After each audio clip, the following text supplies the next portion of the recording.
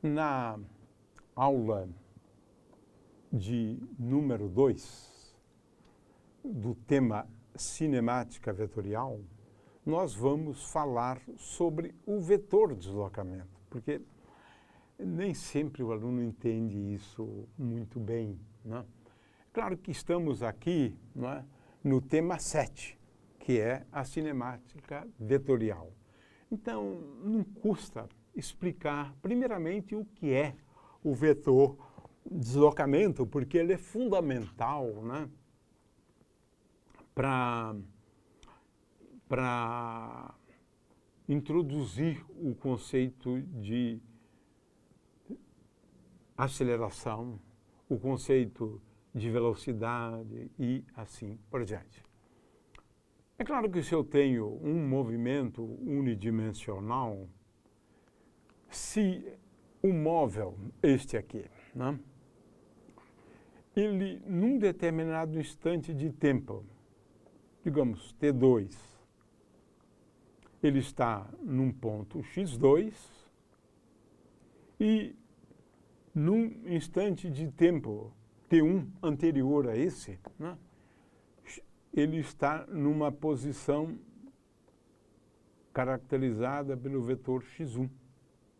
De forma que ΔX é, ou nós dizemos, né, que são as coordenadas do vetor de deslocamento, porque a partícula, o objeto, estava aqui em T1, depois ele está aqui em T2, e essa distância aqui é o ΔX, que é x2 menos x1.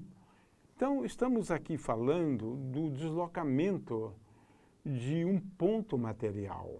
Esse deslocamento pode ser em uma dimensão, e aí fica mais fácil, porque em uma dimensão, a componente x do vetor de deslocamento é dada pela diferença de coordenadas, né? Uma diferença entre as coordenadas no ponto 2 e a coordenada no ponto 1. De forma que é bem simples, né, a gente entender esse conceito de deslocamento, não é? Por quê? O objeto, eventualmente, se deslocou, ele se deslocou deste ponto para esse outro ponto. Este ponto, ele tinha uma coordenada x1 e agora ele tem uma coordenada x2. Essa distância aqui é o que estamos chamando de ΔX. É o deslocamento em uma dimensão que importa, né? E aqui nem sequer a gente precisa usar o conceito de vetores. É para ilustrar, né? O deslocamento, ele é sempre dado, né, pela diferença de coordenadas, diferenças de coordenadas. Então, se eu tenho um objeto no espaço, ele está, digamos, se deslocando deste ponto 1 para este ponto 2.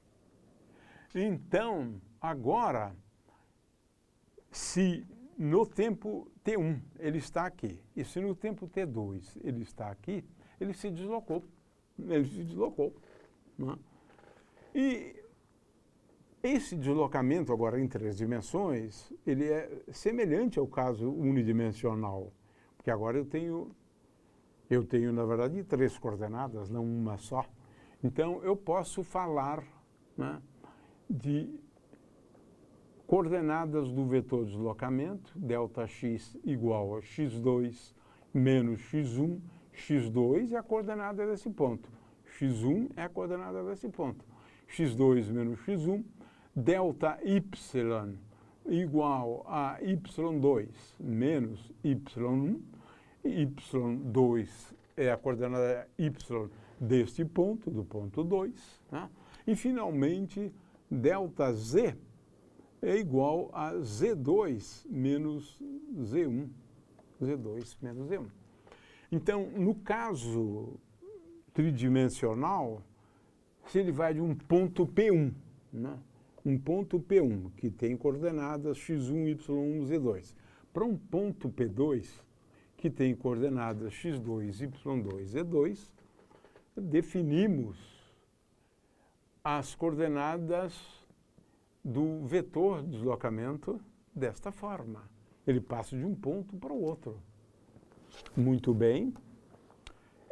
No caso do movimento, né, ao longo de uma curva, muitas vezes a gente usa, né, a coordenada espaço, mas eu não preciso usar a coordenada espaço, porque agora o vetor posição ele é tal que num determinado instante de tempo ele está aqui e depois de outro intervalo de tempo, ou depois de um intervalo de tempo, ele está nessa posição aqui, né? De forma que, em princípio, essa coisa é relativamente simples, né? Eu tenho um móvel que, num determinado instante de tempo, ele se encontra numa posição, né? E no outro instante de tempo ele se encontra numa outra posição. Muito bem. Então é isso que se dá quando o movimento se dá ao longo de uma curva, né? Então, em 3 dimensões, voltando agora ao que a gente tinha antes, né? Eu tenho o vetor posição para diferentes instantes de tempo, né? De forma que agora o conceito cinemático envolve a escolha de um referencial cartesiano, envolve a escolha de coordenadas, né, e escolher um referencial.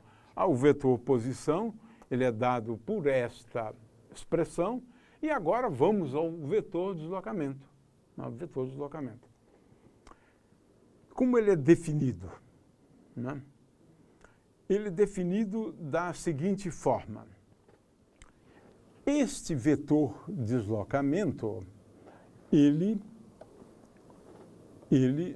é definido como sendo o vetor posição no instante de tempo t mais ΔT menos o vetor posição no instante de tempo t. Portanto, eu estou aqui realçando, né, realçando este vetor posição. Veja, ele começa nesse ponto e termina neste ponto aqui. Porquanto, o que é essencial, né, a gente entender é que R, vamos escrever aqui, né, para a gente entender bem o vetor posição, R, veja, de t mais ΔT, que indica a posição num tempo posterior, né? Aqui está o vetor R de t mais ΔT, né? Ele é igual a R de t, né, por definição, né, mais ΔR,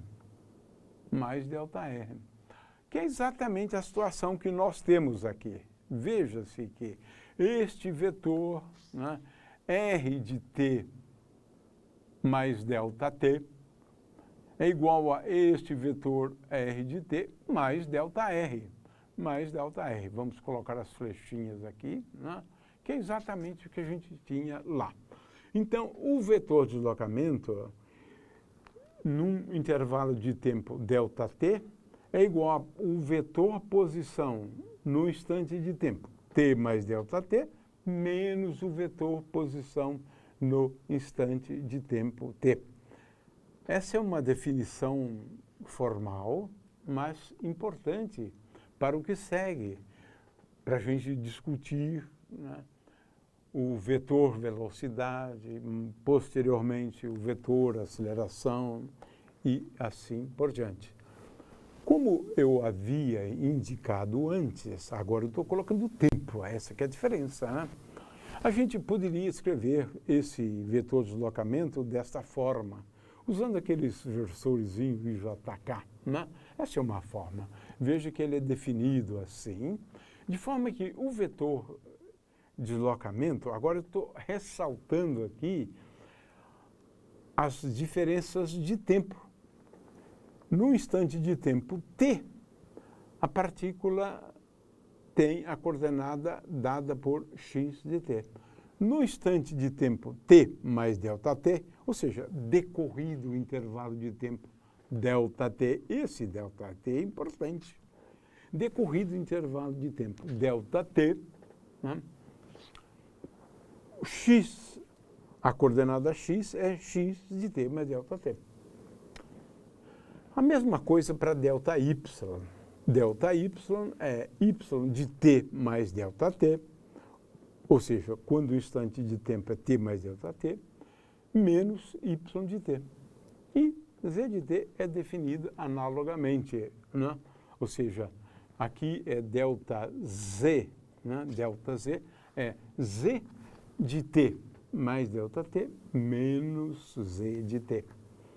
De forma que eu tenho aqui uma maneira formal de escrever as componentes do vetor de deslocamento.